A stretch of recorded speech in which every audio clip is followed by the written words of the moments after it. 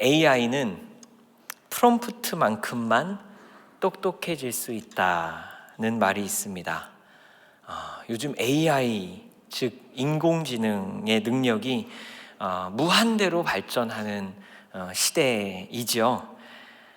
그래서 그 프롬프트, 우리 이렇게 키보드 자판으로 적어 넣는 바로 그 자리에 어떤 질문을 하든지 다 대답할 수 있지만 어떤 질문을 하느냐에 따라 그 방대한 AI의 인공지능의 지식이 충분히 활용된 훌륭한 답변이 나올 수가 있고, 그렇지 않으면 누구나 할 수 있는 평범한 대답을 들을 수 있다는 말입니다.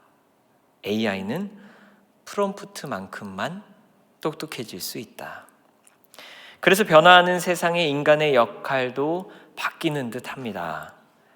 호모사피엔스, 즉 슬기로운 인간이자 생각하는 존재인 우리들은 이제 더 이상 폭넓게 사고할 필요까지는 없습니다.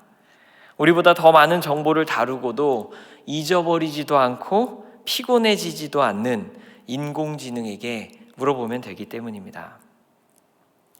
하지만 이게 우리를 편하게 해주기도 하면서도 우리를 기계적 사고로 이끕니다.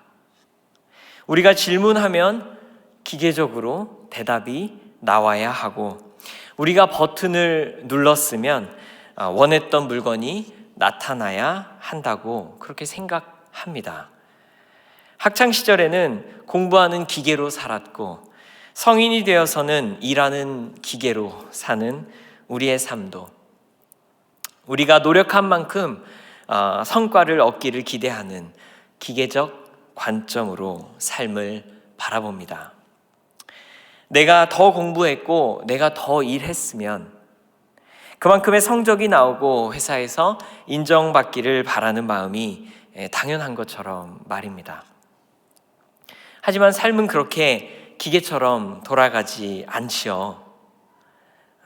그러니 관계에서도 내가 준 만큼 받기를 기대하거나, 건강도 내가 이렇게 노력한 만큼 건강하기를 바라다가 원하는 결과를 얻지 못할 때 우리는 혼란에 빠집니다. 호모 사피엔스가 호모 프롬프트가 되어 기계적 사고의 희생자로 살아가는 것입니다.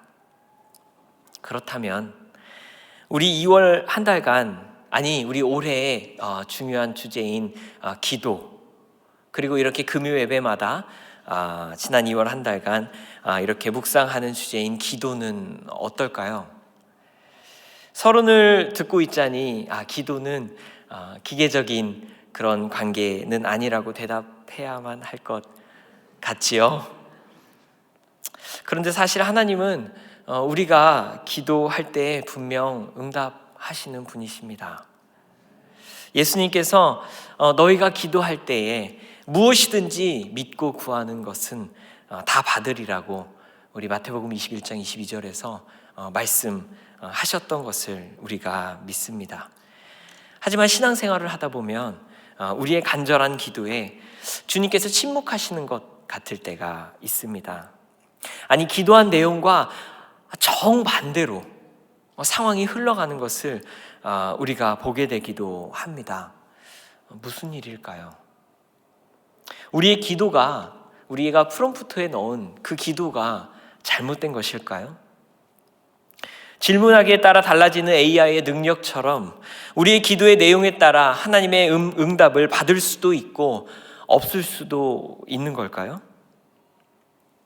오늘 말씀을 통해 함께 살펴보고자 합니다.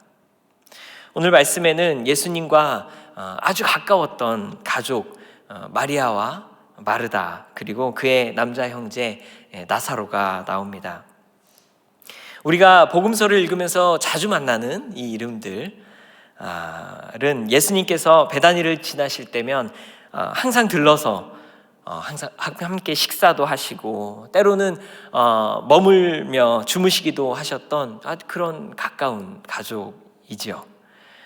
이들은 예수님과 가까울 뿐만 아니라 예수님의 사역을 아주 힘껏 돕는 동역자들이어서 예수님께서 필요하시다면 집을 내어주고 음식을 제공함에 주저함이 없었습니다. 그러니 본인들뿐만 아니라 주변 이웃들도 모두가 그 집 하면 예수님의 특별한 사랑을 받는 집, 예수님이랑 아주 친밀하고 가까운 집임을 모두가 알았습니다. 그러던 어느 날 나사로가 병에 듭니다. 그러니 그들에게는 당연스레 누구에게 도움을 청했겠습니까? 예수님.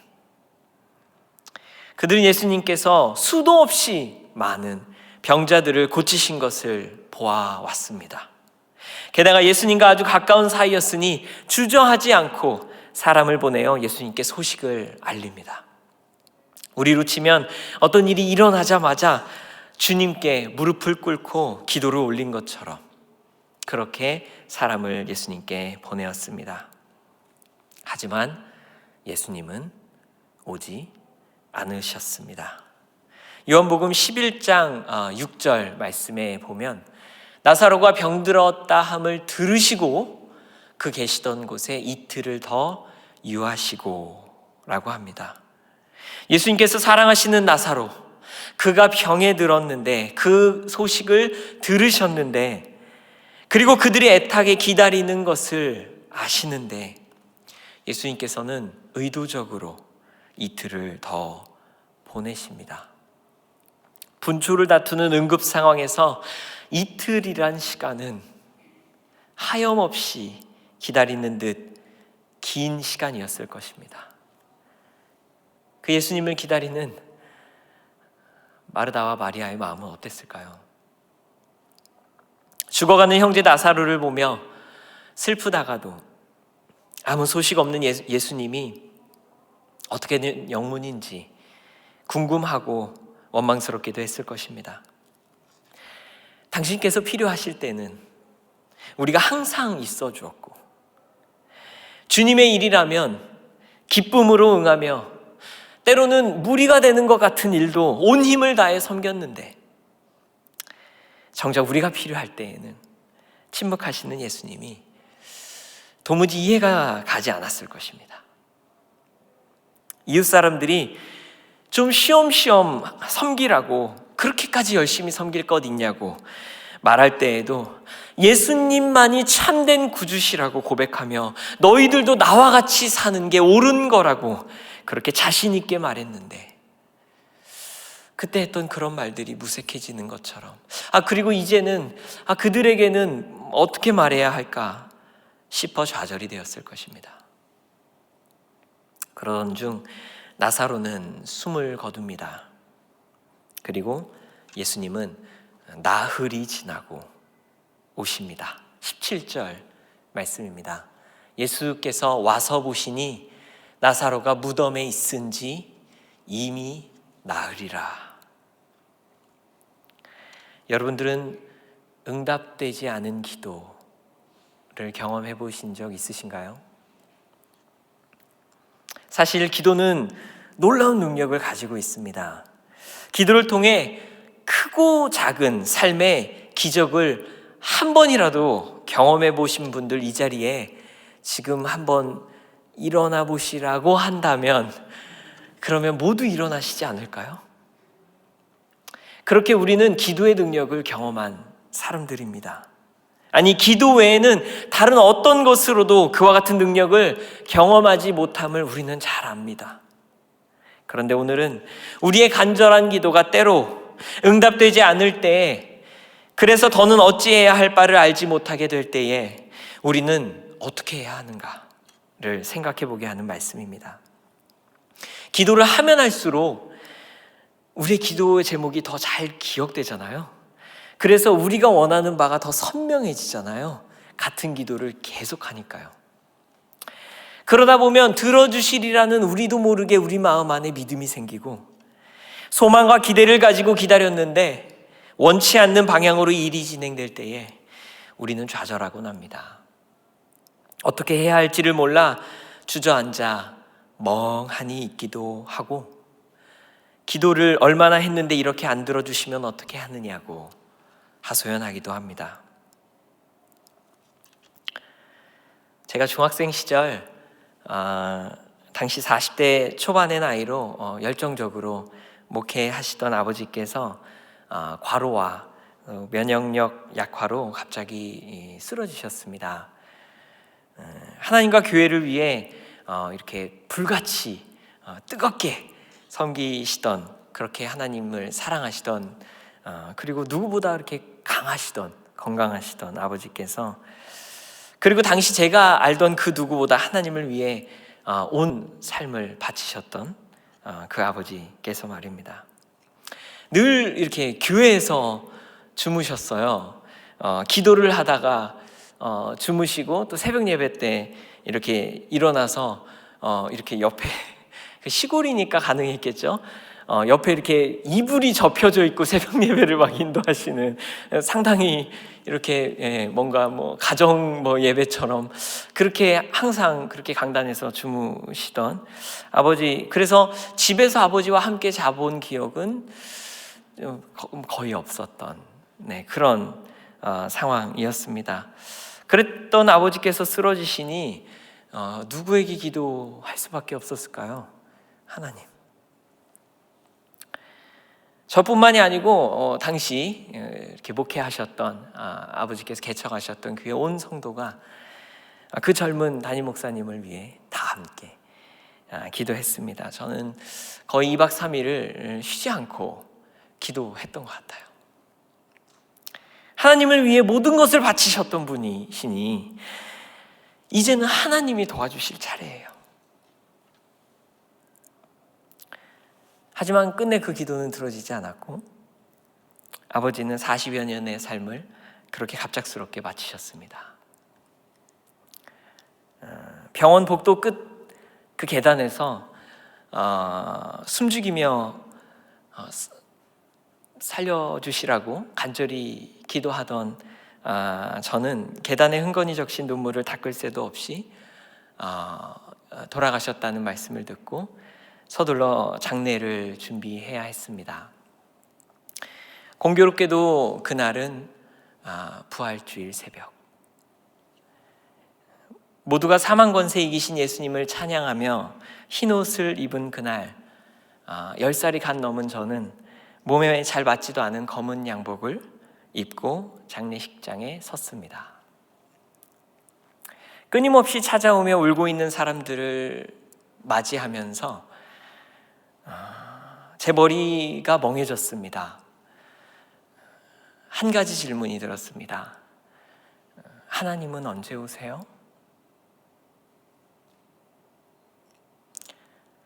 하나님을 그렇게 사랑하시던 자가 여기 누워 있는데요. 마리아와 마르다의 마음이 딱 이러지 않았을까 생각하게 됩니다. 그렇게 나흘이 지나고 모든 것이 끝난 것 같은 순간에 예수님께서 오십니다. 20절 그리고 21절 말씀입니다. 마르다는 예수께서 오신다는 말을 듣고 곧 나가 맞이하되 마리아는 집에 앉았더라. 마르다가 예수께 여짜오되 주께서 여기 계셨더라면 내 오라버니가 죽지 아니하였겠나이다. 늦어도 너무 늦어버린 예수님의 오심에 마리아는 할 말도 없이 멍하니 앉아 있었고 마르다는 곧장 나가 묻습니다. 왜 이렇게 늦게 오셨어요? 이제 다 끝났어요. 늦게 오신 주님에 대한 아쉬움과 함께 주님께서 계셨더라면 죽지 않았을 거라는 믿음, 마르다에게는 여전히 있었습니다. 주님 계셨으면 안 죽으셨을 거예요. 그런데 조금 늦게 오셔서 이렇게 된 거잖아요. 그리고 마르다가 말을 이어갑니다. 22절입니다. 그러나 나는 이제라도 주께서 무엇이든지 하나님께 구하시는 것을 하나님이 주실 줄을 아나이다. 아멘. 응답되지 않은 기도, 다 끝나버린 것 같은 상황. 그 순간에 마르다의 이 고백, 이 기도가 우리에게 필요합니다. 이제라도 주께서 무엇이든지 하나님께 구하시는 것을 이제라도 기도할 때에 주실 줄을 아나이다. 다 끝난 것 같은 상황에서 우리의 기도는 끝나지 않아야 함을, 우리의 기도 외에 다른 어떤 것으로도 이후에 일이 일어날 수 없음을 우리가 기억합니다. 주님, 이제라도. 인간적인 생각에 다 끝난 것 같고 이제는 다 끝나서 주님 너무 늦어버린 것 같지만 이제라도 예수 이름으로 구하는 모든 것을 주실 줄을 믿습니다. 이런 기도가 우리 안에 계속되기를 바랍니다. 이에 예수님께서 대답하십니다. 23절 말씀입니다. 예수께서 이르시되 내 오라비가 다시 살아나리라. 아멘. 다 끝난 것 같은 상황에서 마르다가 했던 기도, 이제라도 주께서. 그 다음에 뭐였나요? 이제라도 주께서 무엇이든지. 이 세 마디가 중요합니다. 자, 우리 같이 기억해 볼까요? 뭐였죠? 이제라도 주께서 무엇이든지. 감사합니다. 제가 어린이 목사를 10년 하다 보니까 자꾸 뭐 해본 사람하고 막 손들고 이런 거 뭐 그랬나요? 하고 대답을 막 기다리고 있고, 또 이렇게 때로는 이렇게 같이 막 해보자고 신뢰가 되는 그런 일을 할 때가 있습니다. 너그러이 양해해 주시고요. 이제라도 주께서 무엇이든지. 우리가 이 기도 하기를 바랍니다. 그리고 그런 기도에 예수께서 대답하신 것입니다. 내 오라비가 다시 살아나리라. 하지만 마르다는 상식적으로 이해되지가 않습니다. 무슨 말씀이시지? 죽은 지 나흘이나 되었는데 다시 살아나리라? 그 말씀이시구나. 아무리 호모 사피엔스, 슬기롭게 사고하는 인간이지만 인간적인 사고의 틀 안에서 불가능한 말씀인 듯해서 예수님의 말씀이 무슨 뜻인지 헤아려 봅니다. 그리고 본인의 틀 안에서 이해한 대답을 합니다. 24절 말씀입니다. 마르다가 이르되 마지막 날 부활 때에는 다시 살아날 줄을 내가 아나이다. 우리가 기도할 때에 무엇이든지 주님께서 하실 줄을 믿습니다 라고 기도하지만 상황을 판단하고 앞뒤를 계산해 보는 데 빠른 우리는 정말로 무엇이든 하실 분인지 믿지 못할 때가 많습니다. 마르다도 예수님께서 가르쳐 주셨던 부활에 대해 말씀하시나 보다 본인 안에서 프로세스를 거친 후에 마지막 날 부활 때에는 다시 살아날 줄을 내가 아나이다 라고 대답한 것입니다. 이때 예수님께서 그게 아닌 놀라운 선포이자 자기 계시를 하십니다. 25절과 26절 우리 함께 한 목소리로 읽겠습니다. 예수께서 이르시되 나는 부활이요 생명이니 나를 믿는 자는 죽어도 살겠고 무릇 살아서 나를 믿는 자는 영원히 죽지 아니하리니 이것을 내가 믿느냐. 아멘. 다 끝나버린 상황에서 응답하지 않으신 예수님, 늦게 오신 예수님께 이제 무엇이든 구하며 기도했던 마르다는 온 인류가 들어야 했던 위대한 선포를 듣게 되는 축복을 경험합니다. 그래서 우리가 이제라도 주께서 무엇이든지를 우리 기도에서 외쳐야 합니다. 예수님께서 부활이시고 생명이시다.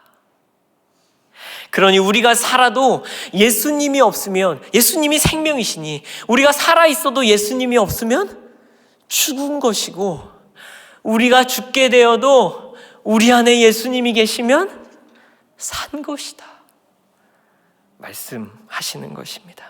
모두가 두려워하는 그 죽음이 와도 예수님을 믿으면 사는 것이다. 우리의 생사의 기준은 내 심장에 그리고 내 호흡의 규칙적 박동에 있는 것이 아니라 진정한 생명 되신 예수님이 내 안에 지금 살아 계시느냐 그렇지 않느냐에 있는 것이다. 이것을 믿느냐 말씀하신 것입니다. 마르다뿐만 아니라 함께 있었던 모든 이들, 그리고 수천 년이 지난 지금까지 이 말씀을 듣고 읽는 우리 모두의 눈을 여시고 세계관을 뒤집는 복음의 기쁜 소식이 바로 이 응답되지 않은 기도의 순간에, 다 끝난 줄 알았던 시간에 예수님을 통해 선포된 것입니다. 이에 마르다가 고백합니다. 27절 말씀 우리 함께 읽겠습니다. 이르되 주여 그러하외다.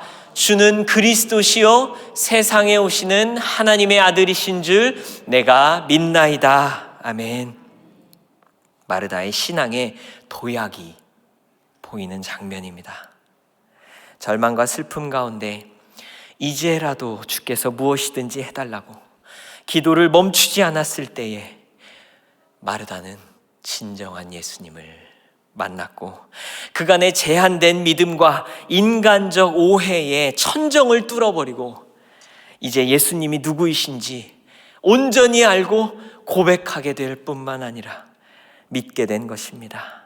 그래서 지금까지 마르다가 계속해서 아나이다, 아나이다, 그렇게 부활의 후에 나사로가 살게 될 것을 아나이다, 주님께서 일하실 것을 아나이다 하다가 이제는 내가 믿나이다 라고 한 것입니다.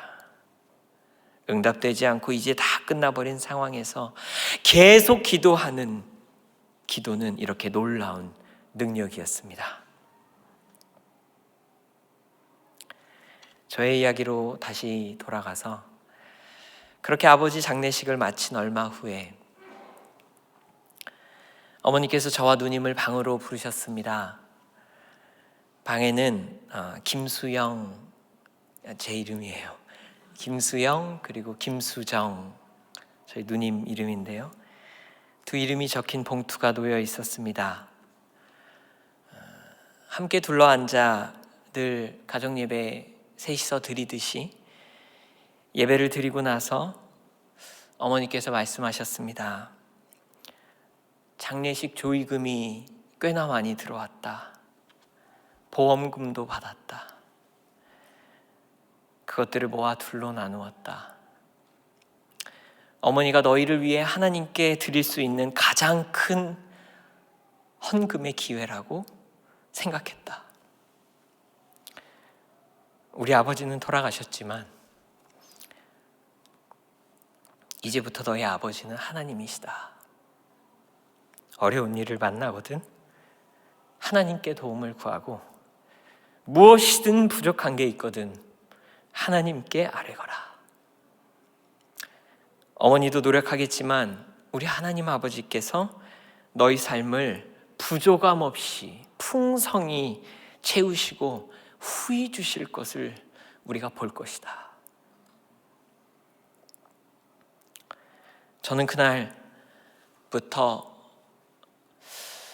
기도를 시작하는데 아버지라는 기도, 우리 주기도문 하면서 배웠죠. 주기도문 주일 말씀에서 배웠죠. 아버지, 평생 못 부를 이름인 줄 알았던 아버지를 부르면서 전에는 해보지 못한 깊이 있는 기도를 하게 되기 시작했습니다. 전에는 경험해보지 못한 그 기쁨을, 그 평안을. 그래서 중고등학교 시절에 기도 시간이 삶에서 제일 기쁜 시간. 그래서 저녁 야간 자율학습 시간 전에 저녁을 막 고등학교 때는 정말 막 5분 만에 먹고 막 교회 밖에 앞에 있던 학교 밖에 정문 밖에 있던 교회에 뛰어갔다가 야간 자율학습을 기도가 너무 기쁘고 즐거워서 아버지 하면서 하는 그 순간이 너무 기뻐서 늦어서 많이 맞았던 그러면 안 되겠죠. 그런 시절을 보내게 됩니다.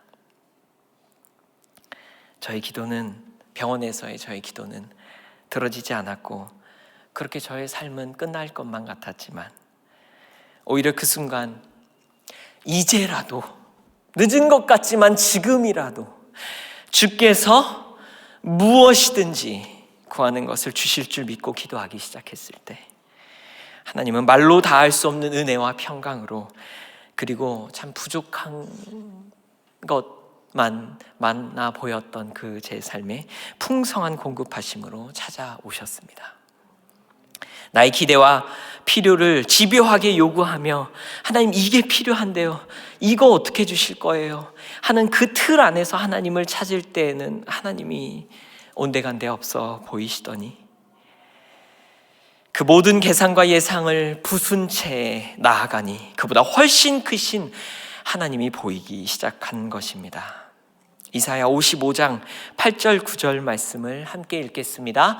이는 내 생각이 너희의 생각과 다르며 내 길은 너희의 길과 다름이니라. 여호와의 말씀이니라.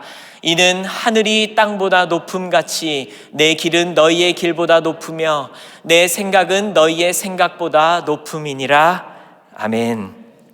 그런 하나님이 바로 우리 주님 앞에 나와 기도할 때마다 들으시는, 우리 주기도문을 통해 주일 예배 때 또 배웠던 하늘에 계신 우리 아버지이십니다. 그런 하나님 아버지가 계시니 우리는 이제라도 주님께 무엇이든지 구하기를 바랍니다. 생각해보니 맞습니다. 하나님의 인도하심이라고 믿고 출애굽한 이스라엘 자손들은 홍해 앞에서 이제 다 끝났다고, 길이 끝나버렸다고 생각했을 것입니다. 기도는 응답되지 않았고 그들은 이 바다를 건널 생각은 꿈에도 하지 못했을 것입니다. 하지만 그곳에서 아버지 되신 하나님은 길을 열어주시고 인간이 생각한 길과는 전혀 다른 길로 더 큰 당신의 뜻을 열어주셨습니다. 예수님의 죽으심 이후에 다 끝난 줄 알았던 제자들, 그렇게 실망하여 엠마오로 돌아가던 두 제자들도 그 상황에서 모든 게 끝나버렸구나라고 생각한 시간에 예수님과 동행하니 그곳이 끝이 아님을 알게 되었습니다. 오히려 하나님의 더 크신 뜻, 사도행전부터 시작하는 새로운 교회의 탄생이 그때부터 시작됨을 알게 되고 예루살렘으로 발걸음을 힘차게 돌렸던 것을 기억합니다. 그러니 우리의 기도가 응답되지 않은 것 같을 때, 내가 서 있는 길이 홍해가 막아버린 것만 같을 때 우리가 계속 기도한다면, 이제라도 주께서 무엇이든지 들어주실 줄을 믿습니다 고백한다면 더 크신 하나님의 계획과 더 강하신 하나님의 인도하심을 보게 될 것입니다. 응답되지 않은 기도는 우리를 더 성장시키는 과정이며 내 뜻만 주장하고 부르짖는 단계에서 하나님의 뜻을 구하는 기도자로 세워지는 과정입니다. 기도에 관한 말씀을 준비하며 책을 많이 읽었어요. 그러다가 기도에 관한 수많은 이론적인 지식들을 접하게 됐습니다. 이런 기도는 자기중심적 기도이고 이런 기도는 미성숙한 기도이며 이렇게 기도해야 한다는 식의 내용들을 많이 머릿속에 그리고 마음에 받아들였습니다. 저도 그런 말씀들을 잘 정리해서 귀한 말씀을 준비해보고 싶었는데 한 가지가 마음에 걸려서 결국 저의 너무 모자라고 부족하고 사실은 감추고 싶은 삶의 이야기를 오늘 대신 나누게 되었습니다. 바로 그 한 가지 마음에 걸렸던 마음은 주님 앞에 드리는 기도는 무엇이든지 값지다. 어떻게 고백해도 자기중심적이든 절망에 빠져 외치는 기도든 무엇이든 귀하다. 그 말씀, 그 마음 나누고 싶었습니다. 이렇게 하면 안 되고 저렇게 해야 성숙한 기도자가 된다는 말씀도 사실 맞습니다. 그러나 그러기 전에 이제라도 늦은 것 같아도 주님 앞에 나와 무엇이든 구하면, 아니 그저 주저앉아 마리아처럼, 우리 오늘 본문에는 없어서 다루지 않았지만 그렇게 그저 주저앉아 말없이 울고 있더라도 그 기도를 하나님께서 귀히 여기시고 들으신다. 그동안의 기도가 다 어디 갔나 싶고 이제는 다 끝났나 싶을 때에도 주님 앞에 나오기만 한다면, 그렇게 기도하기만 한다면 그것이 성도의 능력이다. 그 기도 주님께서 반드시 응답하신다. 그 마음 나누고 싶었습니다. 그러니 여러분, 오늘 설교의 제목은 틀렸습니다. 우리 입장에서 우리 계획에 맞지 않아 응답되지 않은 기도, 우리 입장에서 있을 수는 있지만 하나님 입장에서 응답하지 않으신 기도는 없습니다. 우리의 기도, 하나님의 크신 뜻 안에서 반드시 응답하심을 믿으시기를 바랍니다. 그러니 더 높으신 하나님의 뜻에 맞게 더 큰 응답을 우리에게 주시는 하늘에 계신 우리 아버지께로 나아가십시다. 수려한 언어가 아니어도 상관없습니다. 이 기도했다가 저 기도해도 전혀 문제 없습니다. 복잡하게 얽혀있는 우리의 마음 그저 있는 그대로 주님 앞에 내어놓으며 주님을 만나는 시간, 우리의 상식과 예상을 다 부수고 주님의 뜻이 무엇인지 간절히 구하는 시간, 있는 모습 그대로 나를 받아주시는 주님께 아버지라고만 불러도 그 사랑이 느껴지는 깊은 소통, 바로 그 기도의 삶을 우리 함께 살아가시기를 주님의 이름으로 축원합니다.